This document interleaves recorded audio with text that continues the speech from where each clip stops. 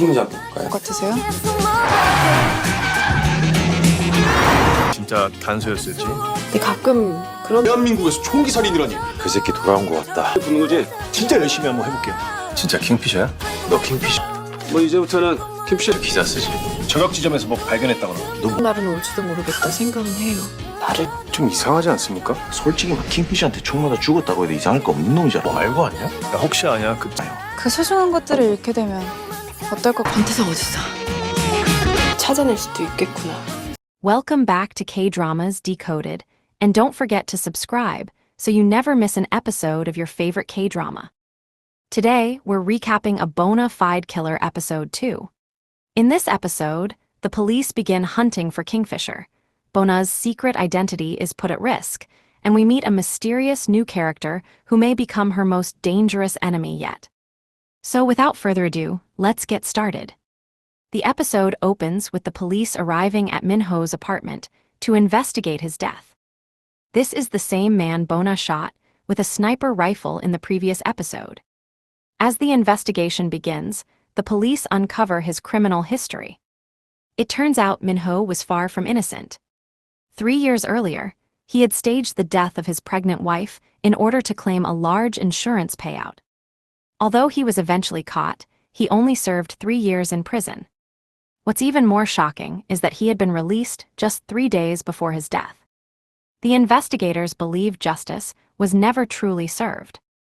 The case is being led by Detective Lee Dongjin and his partner, Bayam Seong-hoon.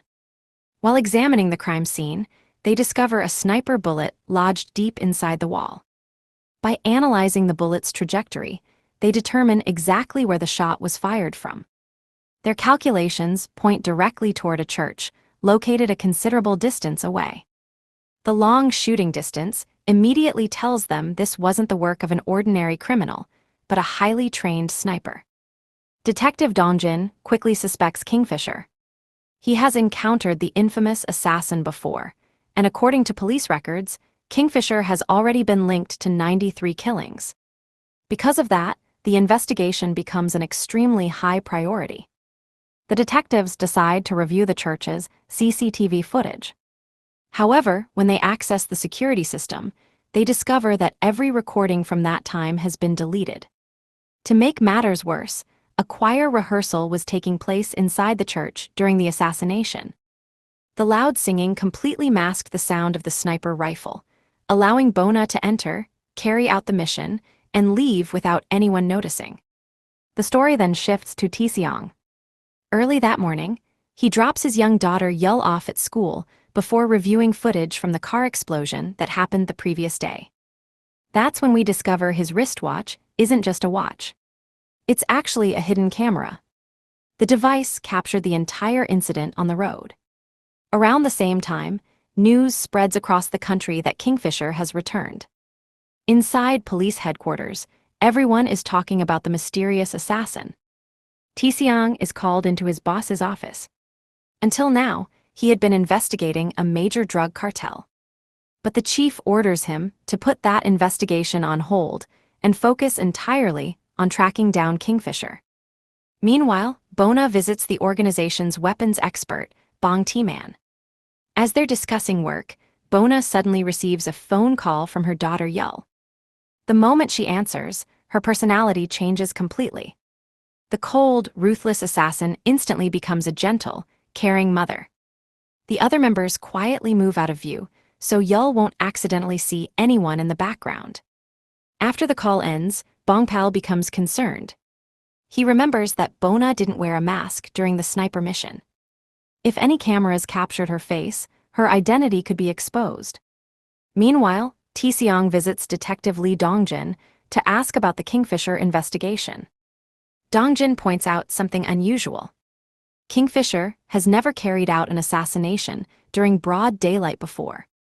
On top of that, the rifle used in this mission is different from the weapons connected to previous killings. The police also recover another strange piece of evidence from the crime scene. A baby shark sticker. As viewers already know, Baby Shark is Yul's favorite cartoon.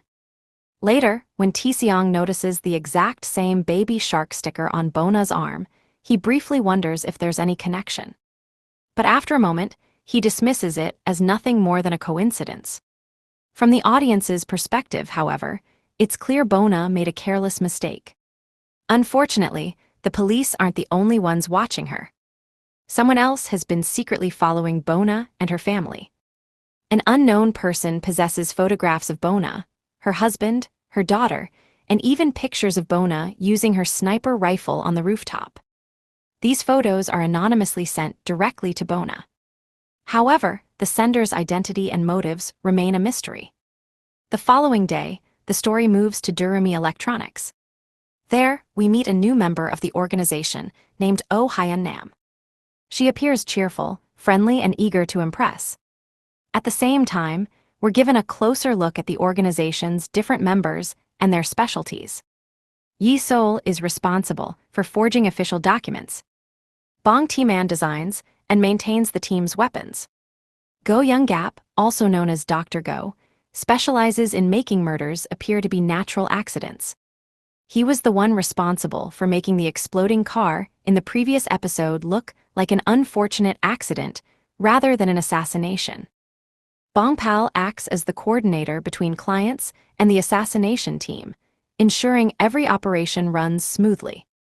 Each member has a different role, but they all share the same objective: to make every murder appear completely accidental. Hyun Nam's specialty is poison. She proudly introduces her favorite creation, a deadly poison called mist. According to her, mist is around 100 times more powerful than tetrodotoxin. Even more frightening, it leaves no trace during an autopsy.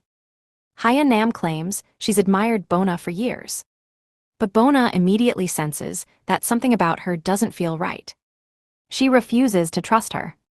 A little later, Bona steps outside to answer another phone call. Hyun Nam follows her outside. She begins mocking Bona for living such an ordinary family life. Her words reveal obvious jealousy.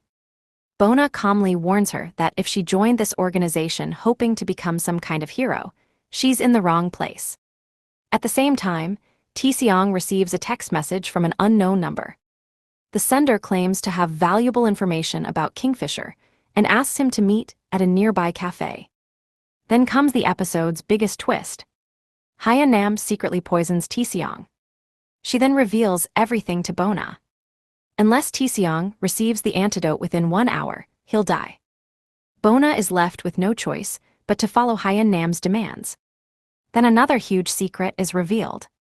Hyun Nam's real name is Seung-ah. She's the same little girl who witnessed the rooftop incident 15 years earlier. For all these years, she has been waiting for one thing: revenge.